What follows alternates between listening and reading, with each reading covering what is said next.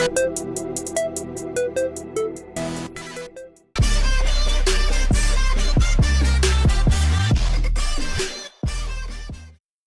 Tobi, what can I say?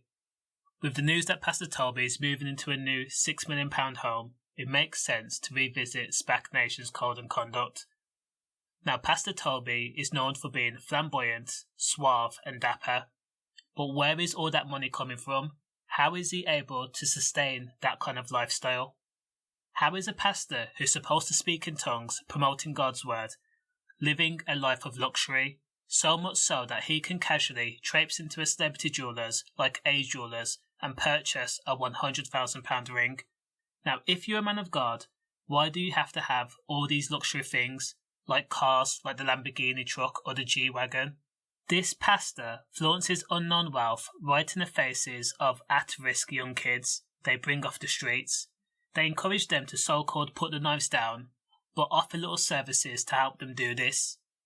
How is it if Pastor Tobi is a millionaire, why aren't there more community centres in South London? Why aren't there more outreach programmes? Why isn't there more safe houses for young people at risk of joining gangs, provided by lesser-known charities only?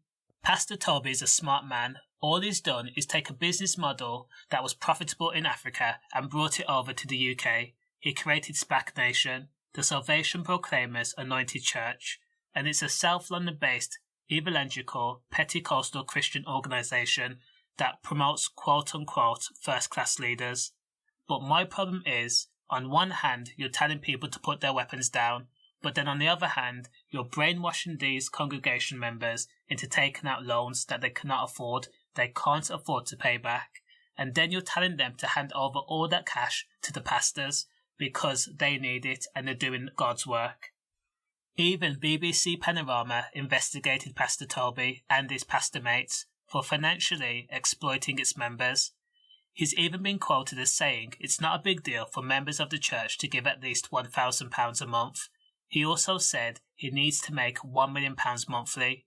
Simple question, why?